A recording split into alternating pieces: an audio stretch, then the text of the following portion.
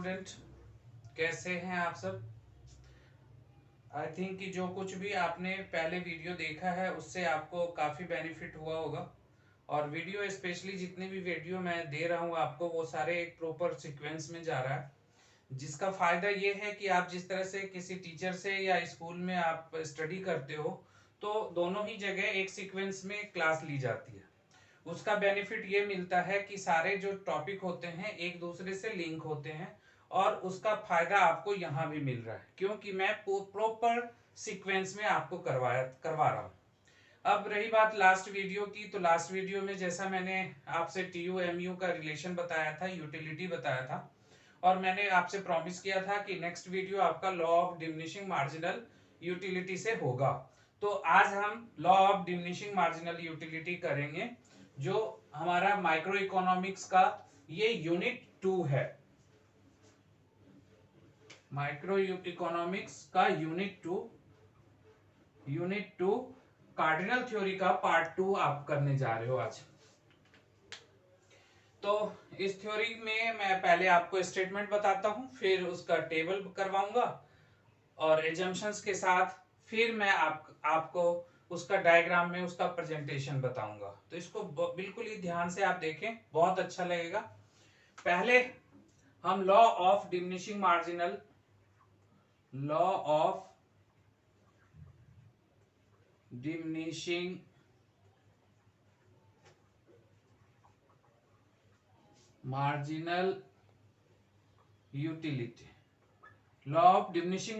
Utility हम करने जा रहे हैं। इसको हम लॉ ऑफ DMU भी कहते हैं। कई जगह बुक में लिखा रहेगा या हो सकता है पेपर में ही एग्जाम में आपसे पूछा जाए कि एक्सप्लेन लॉ ऑफ DMU, तो आपको यही समझना है DMU क्या हो गया, DMU। तो law of DMU, law of diminishing marginal utility. ये law of diminishing marginal utility basically जो फर्स्ट टाइम इंट्रोड्यूस किए थे वो H.H. गॉसेन थे। H.H. गॉसेन ने इनको इंट्रोड्यूस किया था, इसलिए इस थ्योरी को गॉसेन थ्योरी भी कहा जाता है। लेकिन आपके सिलेबस में ये नहीं पूछा जाएगा गॉसेन थ्योरी, क्योंकि आप लोग कंफ्यूज हो जाओगे। बहुत सारी बुक में ये इंफॉर्मेशन नहीं रहती है कि इस थ्योरी को किसने इंट्रोड्यूस किया गया। तो इसीलिए इसको H.H. गॉसेन थ्योरी भी कहते हैं। तो law of diminishing marginal utility आज हम करने जा रहे हैं। इसकी पहले स्टेटमेंट हम देखते हैं क्या है। तो law of diminishing marginal utility क्या कहता है, तो states that when we consumed more and more unit of any goods and services,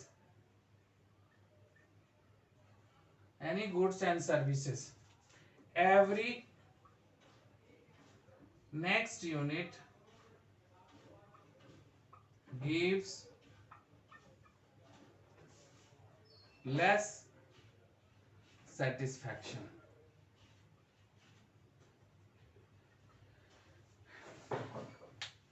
आप देखो ये जो स्टेटमेंट है कि इस स्टेटमेंट के में है कि law of diminishing marginal utility states that when we consume more and more units of any commodity every next unit gives less satisfactions. यानी जैसे जैसे हम यूनिट बढ़ाते जाते हैं हमारा लेवल ऑफ सेटिस्फैक्शन उस कमोडिटी से कम होता चला जाता है, यानी कि उसकी जो यूटिलिटी है वो हमारे लिए कम होता है।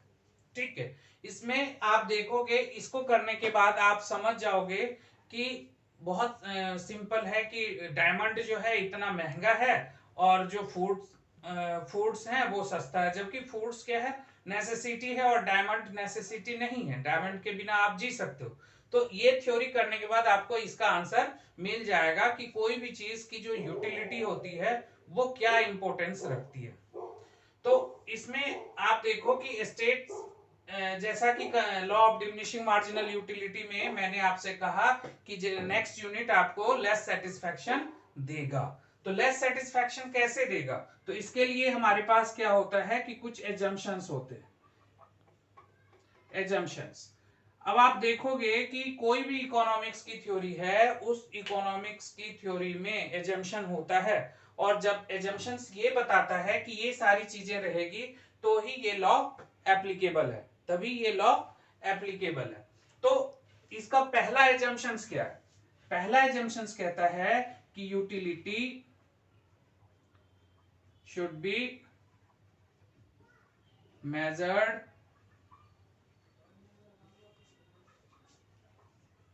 in terms of number, terms of number। जो यूटिलिटी है वो इन टर्म्स ऑफ नंबर्स में मेजर होंगे। तो टर्म्स ऑफ नंबर का क्या मतलब? टर्म्स ऑफ नंबर का मतलब होता है जैसे आप काउंटिंग करते हैं 1 2 3 4 5, ये क्या है? नंबर्स है। तो यूटिलिटी जो भी होगा उसको हम टर्म्स ऑफ नंबर में मेजर कर सकते हैं, ऐसा इसमें एजम्पशंस है, पहला एजम्पशंस। दूसरा एजम्पशंस इसमें क्या है कि कमोडिटी जो होना चाहिए, कोई भी गुड्स, गुड या commodity, good should be homogeneous. Homogeneous goods क्या होना चाहिए? होमोजीनियस होना चाहिए। होमोजीनियस का क्या मतलब होता है? Homogeneous means similar in shape, size, colour, quality, यानी उसके कलर में, क्वालिटी में बिल्कुल डिफरेंस नहीं होना चाहिए। तो यदि ऐसा होता है तो यूटिलिटी भी चेंज होगा, इसलिए ये कांस्टेंट होना चाहिए, उसमें कोई चेंजेस नहीं होना चाहिए। इसको समझने का एक और तरीका है, मान लीजिए आपके घर में कोई भी सामान या कोई टॉयज या कोई भी चीज आता है, जैसे आप कपड़े खरीदने जाते हो तो आप क्या करते हो? कलर्स के अकॉर्डिंगली खरीदते हो। यदि चीज क्वालिटी एक ही है लेकिन कलर डिफरेंस है तो कलर से ही पसंद और नापसंद आप करते हो। तो यानी यदि कलर आपके फेवरेबल होगा तो वो आपको सेटिस्फैक्शन ज्यादा होगा, देगा, और यदि कलर आपके फेवरेबल में नहीं होगा तो वो आपको सेटिस्फैक्शन कम देगा। तो इसका मतलब है कि कलर भी इफेक्ट करता है, इसलिए गुड्स क्या होना चाहिए? होमोजीनियस होना चाहिए, यानी एक जैसा, उसमें बिल्कुल किसी भी तरह का डिफरेंसेस नहीं होना चाहिए। दूसरी बात, तीसरी बात क्या हो गई? तीसरी एजम्पशंस इसमें कि कंजम्पशंस क्या होना चाहिए? कंटिन्यू होना चाहिए। कंजम्पशन कंटिन्यू होना चाहिए, कंटिन्यू। कंजम्पशन कंटिन्यू क्यों होना चाहिए? अब आप सपोज करो कि अभी आप एक रोटी लेते हो और फिर आप आधे एक घंटे के बाद खाते हो, तो इसमें हम मेजरेबल नहीं होगा। जब भी आप कंज्यूम करो तो एक कंटिन्यू नेचर में आप यदि कंज्यूम करते हो तो उसका बेनिफिट मिलता है, यानी उसी से हमें ये पता लगेगा कि मार्जिनल यूटिलिटी कम हो रहा है या ज्यादा हो रहा है। तो कंजम्पशन क्या होना चाहिए? कंटिन्यू होना चाहिए। फोर्थ हो गया कि income of consumer, no change in income of consumer. Consumer के इनकम में कोई चेंजेस नहीं होना चाहिए, क्योंकि इनकम भी आपके प्रेफरेंसेस को चेंज करता है, आपके सेटिस्फैक्शंस को चेंज करता है। इसलिए क्या होना चाहिए कि कंज्यूमर के इनकम में चेंज नहीं होना चाहिए। फिफ्थ क्या है कि भाई no change in price of goods. जो भी गुड्स आप कंज्यूम कर रहे हो उसके प्राइस में भी चेंजेस नहीं आना चाहिए। और सिक्स्थ हो गया कि consumer should B rational. Consumer should B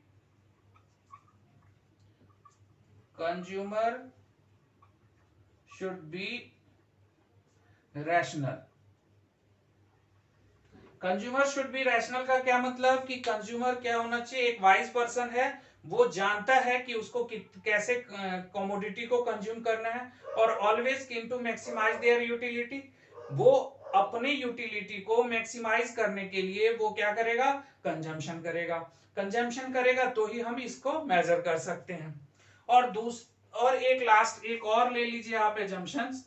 एक लास्ट में एजम्पशंस हो जाएगा कि कंज्यूमर क्या होगा? परफेक्ट नॉलेज होना चाहिए। Perfect knowledge. परफेक्ट नॉलेज का मतलब ये हो गया कि उसको इतनी नॉलेज होनी चाहिए कि जो कुछ भी वो कंज्यूम कर रहा है उससे उसको कितनी यूटिल्स मिल रहा है, यूटिल्स को मेजर करना उसको आना चाहिए।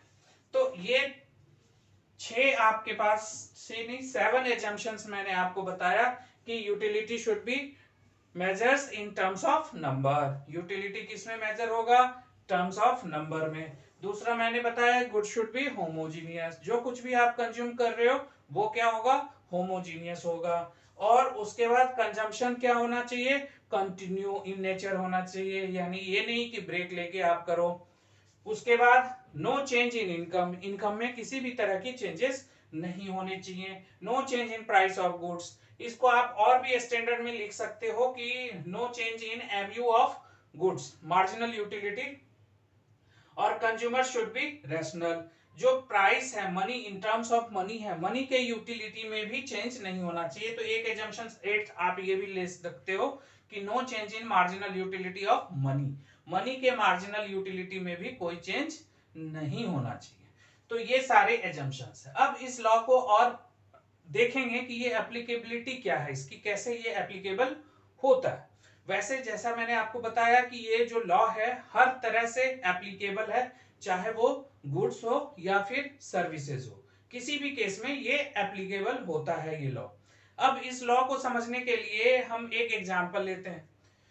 एग्जाम्पल में आप देखोगे कि आप कैसे हम यूटिल्स को मेजर कर सकते हैं। अब सपोज करिए कि आप अर्ली मॉर्निंग आप अपने स्कूल को चले जाते हैं और स्कूल गए तो आपको आपको घर से कुछ भी आपने कंज्यूम नहीं किया, जैसे ब्रेकफास्ट लेते हैं, मिल्क लेते हैं, ब्रेड लेते हैं, ये सारी चीजें आपने नहीं ली। और स्कूल में भी, आपके स्कूल में भी मान लीजिए कि कैंटीन नहीं है, ठीक है, आपने क्लास लिया, स्कूल किया और स्कूल करने के बाद आप घर आते हो, यानी आपने अभी तक कुछ नहीं खाया। तो इसका क्या मतलब? इसका मतलब ये हुआ कि आपको भूख बहुत तेज लगी हुई है। घर आते ही आप क्या करेंगे? आप अपने बैग को साइड में अपनी जगह पे रखेंगे, प्रॉपर प्लेस पे, और उसके बाद आप सबसे पहला काम होगा कि आप फ्रेश होने जाओगे और फ्रेश होके फिर आप आओगे। तो आपकी क्या एक्सपेक्टेशंस होगी कि आपकी मम्मा जितनी जल्दी हो सके आपको खाना दे। तो आपकी मम्मा खाना देती हैं, खाना आ गए, आते ही जब आप फर्स्ट रोटी खाते हो, यानी फर्स्ट चपाती आप जब खाते हो, कंज्यूम करते हो, तो उसमें आप कुछ नहीं सोचते होता है कि कितनी जल्दी मैं खाऊं, क्यों? कि आपको भूख लगी होती है। जब आप सेकेंड चपाती का टाइम आता है तब आपकी मूवमेंट हो सकता है शुरू कर देते होगे आप लोग, कि इधर उधर की बातें भी आपस में कर सकते हो, या सोच सकते हो कि चलो जरा सा टीवी का रिमोट देखे कहाँ है। तो वो ढूंढते ढूंढते आप सेकेंड चपाती भी खा लेते हो। तीसरे चपाती में आपका चैनल बदलना शुरू हो जाता है। चैनल यानी आप आराम आराम से खाना चाहते हो, आप नहीं चाहते हो कि बहुत स्पीड से खाएं। तो इसका मतलब ये हुआ कि फर्स्ट चपाती जो आपने बहुत स्पीड से खाया, वो चपाती आपको, आपकी जो यूटिलिटी है वो आपको ज्यादा दे रही है। सेकेंड उसके कंपैरिजन में आपको कम दे रही है। और थर्ड ऊपर के दोनों चपाती से आपको और भी कम दे रही है।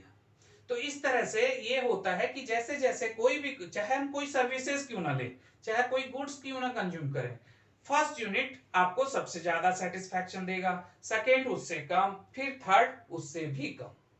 तो ये है law of diminishing marginal utility. हाँ, कुछ केसेस होते हैं जिसमें कि ये लॉ एप्लीकेबल नहीं है, जैसे कि कोई हॉबीज हो आपको, या किसी चीज के आप हैबिचुअल हो, तो उसमें कितना भी आप उसको लेते चले जाएं, आपको नेक्स्ट यूनिट आपको सेटिस्फैक्शन ज्यादा ही देगा। फॉर एग्जाम्पल, बहुत सारे बच्चे या बहुत सारे लोग जो हैं एंटीक गुड्स को का कलेक्शन करते हैं। एंटीक गुड्स में जैसे कि डिफरेंट कंट्रीज के क्वाइंस हो गए। ये क्वाइंस क्या होता है? एक कलेक्शंस की एक हॉबीज हैं आपके, कि आप ज्यादा से ज्यादा कंट्रीज के क्वाइंस को कलेक्ट करके रखो। तो जितनी कंट्रीज की क्वाइंस आपको मिलती जाएगी, आपका सेटिस्फैक्शन बढ़ता जाएगा। तो एक तो ये रीजन है। तो इस केस में law of diminishing marginal utility work नहीं करता है। दूसरा, जो आप मान लीजिए एक्सट्रीमली नीडी है, और एक्सट्रीमली नीडी है, उस केस में आपको कम कम क्वांटिटी आपको किसी चीज की मिलती है, तो उस केस में भी ये एप्लीकेबल नहीं होगा, क्योंकि कम क्वांटिटी मिल रही है तो फर्स्ट यूनिट किससे आपको सेकंड यूनिट और ज्यादा सेटिस्फैक्शन देगा। इसका एग्जांपल ले सकते हो आप, जैसे बहुत ही प्यासा आदमी, उसको पानी की नीड्स है, बहुत जरूरी है, तो उसको यदि हम छोटे कप में यदि उसको पानी दे दिए तो उसकी प्यास तो कब से बुझेगी नहीं, तो नेक्स्ट यूनिट के लिए वो वेट करेगा, यानी फर्स्ट ग्लास से उसको सेटिस्फैक्शन नहीं होगी जब तक कि आप उसको सेकेंड ग्लास नहीं देते हो। तो सेकेंड ग्लास इस केस में उसको ज्यादा सेटिस्फैक्शन देगा। तो ये कुछ इसके कह सकते हो कि इस केस में लॉ एप्लीकेबल नहीं होता है। अदरवाइज ये लॉ, यदि ये सारे एजम्पशंस वर्क करेंगे तो ये लॉ एप्लीकेबल होगा। अब नेक्स्ट इसका है कि मैं इसको और भी अच्छी तरीके से समझाने के लिए आपको एक शेड्यूल बताऊं, और शेड्यूल के बाद मैं फिर उसको डायग्राम में प्रेजेंट करके आपको दिखाऊं, तो उससे आपको फायदा होगा। तो चलते हम पहले शेड्यूल बनाते हैं और फिर डायग्राम बनाते हैं।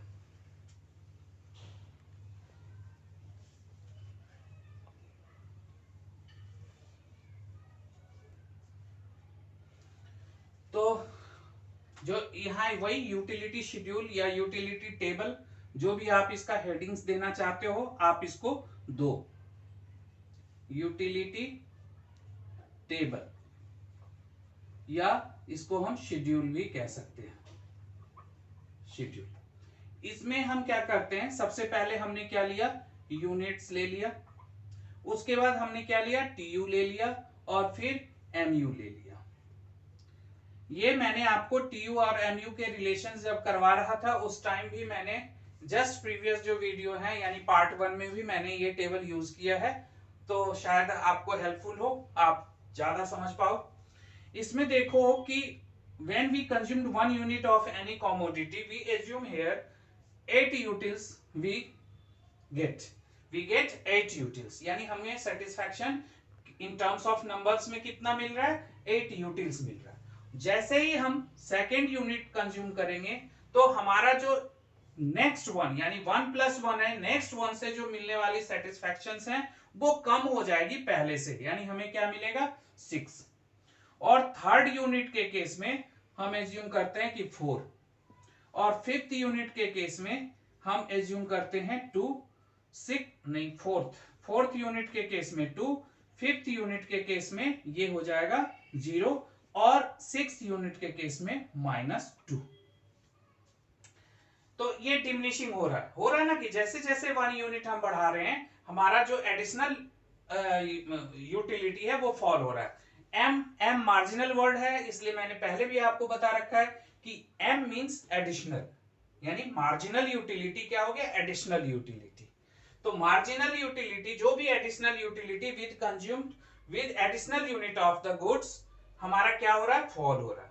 अब आप देखो कि एमयू से हम टीयू कैसे निकालते हैं, मैंने पहले भी आपको बता रखा है कि टीयू क्या होता है, सिग्मा एमयू। सिग्मा का क्या मतलब, सिग्मा का मतलब होता है सम ऑफ। जो मैथ आपके पास होगा तो आप जरूर समझते होंगे कि सिग्मा मींस सम ऑफ। अब ये देखो कि इसका सम ऑफ कैसे करेंगे, 1 यूनिट के केस में 8 होगा, 8 + 6 करेंगे तो कितना हो जाएगा, 14, 14 + 4 करेंगे तो कितना हो जाएगा, 18, 18 + 2 करेंगे तो कितना हो जाएगा हमारा 20, और फिर यहां भी 20 और फिर यहां 18। यानी इसको मैं आपको दिखा दूं कि इस केस में तो यही आ गया, इस केस में आप देखोगे 8 + 6 हो रहा है, इस केस में आप देखोगे 14 + 4 हो रहा है, इस केस में आप देखोगे 18 + 2 हो रहा है, इस केस में आप देखोगे 20 + 0 हो रहा है, और इस केस में आप देखोगे 20 - 2 हो रहा है। तो ये यूटिलिटी शेड्यूल है, इस तरह से हम टीयू को हम कर सकते हैं, टीयू हम बना सकते हैं। और ये हाँ, ये law of diminishing marginal UT है, यानी कि मार्जिनल जो है इसमें इंपॉर्टेंट है। तो आप चाहो तो दोनों को डायग्राम में ले सकते हो, आप चाहो तो सिर्फ एमयू को ले सकते हो, लेकिन आप, मेरा ये कहना है कि आप एमयू लें, एमयू को ही सिर्फ डायग्राम में शो करें, टीयू को डायग्राम में शो ना करें। अब आप देखो कि मैं इसको बना रहा हूं, इसका डायग्राम। हाँ, एक इंपॉर्टेंट चीज और मैं आपको बता दूं, बहुत से बच्चे कंफ्यूज होंगे कि ये जो डिमिनिशिंग हो रहा है उसका कोई सीक्वेंस है, यानी मैंने यहाँ 2 का सीक्वेंस ले रखा है, 2 लेस करता जा रहा हूं। ये 2 जो लेस किया हूं ये कंफर्टेबल के लिए लेस किया हूं, इसका कोई रूल नहीं है ऐसा कि ये एक फिक्स रेशियो में ही कम होगा, ऐसा कोई रूल नहीं है, इस पे भी आप कंफ्यूज ना हो। ये मैं कंफर्टेबल हूं आप समझने में, इसलिए मैंने एक कांस्टेंट यूनिट लिया है, 2 लेस करता गया हूं। ठीक है, तो इसका कोई रूल नहीं है कि आप किस स्पीड से उसकी यूटिलिटी फॉल होगी, इसका कोई मेजरेबल यूनिट नहीं है। अब आप देखो कि ये y एक्सिस है और ये x एक्सिस है, ये ओरिजिन हो गया, और यहां हमने लिया mu और यहां हमें ले लिया यूनिट्स, जो भी यूनिट्स हैं। आप चाहें तो इसको आप प्लॉट करें या डायरेक्ट भी आप बना सकते हो, तो मैं आपको प्लॉट करके बता रहा हूं जिससे आपकी समझ में ज्यादा आएगा। मान लो मैंने 1 लिया, 2 3 4 5 और 6 यूनिट्स हैं, तो यानी 1 2 3 4 5 एंड 6। यहां आप ले लो 2 4 6 और 8, यानी 8 में सारा कुछ आ जा रहा है आपका। अब देखो 1 यूनिट के केस में आपको 8 यूटिल्स मिल रहा है, तो 1 के ठीक सामने ऐसे ऊपर में एक डॉट लीजिए आप, और डॉट लेने के बाद फिर 2 यूनिट के केस में हमें कितना मिल रहा है 6, तो यहां एक डॉट डालिए ऐसे, और 3 यूनिट के केस में हमें मिल रहा है 4, तो 4 के सामने आपको लेना है ऐसे, और ये हो गया 5 के केस में आपको 0 तो 0 ही, 4 के केस में 2 मिल रहा है आपको, तो 2 यहां आप 2 ले लीजिए, और 5 के केस में आपका 0 हो रहा है, और 6 के केस में आपका -2 हो रहा है। इसको आप एक लाइन यहां खींच लीजिए और ऐसे इसको कर दीजिए y डैश, और यहां पे कर दीजिए -2। अब इस डॉट, जो भी डॉट्स हैं, इस डॉट्स को यदि आप ज्वाइन करते हैं एक दूसरे से, तो ये एक शेप बनेगा ऐसे, स्लोपिंग शेप होगा ऐसे, तो ये क्या हो गया आपका mu हो गया। ये नेगेटिव है, इससे नीचे नेगेटिव है और इससे ऊपर पॉजिटिव है, तो जैसा आपके टेबल में है एज इट इज प्रेजेंट करने के बाद ऐसा ही आपका डायग्राम बनेगा। ये जो ऊपर वाला है ये पॉजिटिव है, तब तक जब तक आपका कंजम्पशन लेवल या यूटिलिटी, जो मार्जिनल यूटिलिटी है, 0 नहीं हो जाता, तब तक आप कंज्यूम करते जाते हो। लेकिन उसके बावजूद भी आप आगे कंज्यूम करोगे तो वो यूटिलिटी नेगेटिव हो जाएगा। जैसा कि मैं लास्ट वीडियो में आपको बताया हूं, गोलगप्पा वाला एग्जाम्पल दिया था कि यूटिलिटी आपकी नेगेटिव भी हो सकती है, लेकिन टोटल यूटिलिटी नेगेटिव नहीं होती, टोटल यूटिलिटी फॉल होता है, नेगेटिव नहीं होता है। तो आई थिंक कि ये law of diminishing marginal utility आप समझ गए होंगे। इससे रिलेटेड कोई भी डाउट्स हो आपको, या कुछ ऐसा चीज जो छूट गया हो और आपको लगे कि नहीं ये हमें पूछना है, तो आप कमेंट बॉक्स में जाइए और आप अपने कमेंट्स में आप अपने डाउट्स को डालिए। जो भी डाउट्स होंगे आपके वो मैं कोशिश करूंगा कि उसको मैं बताऊं आपको।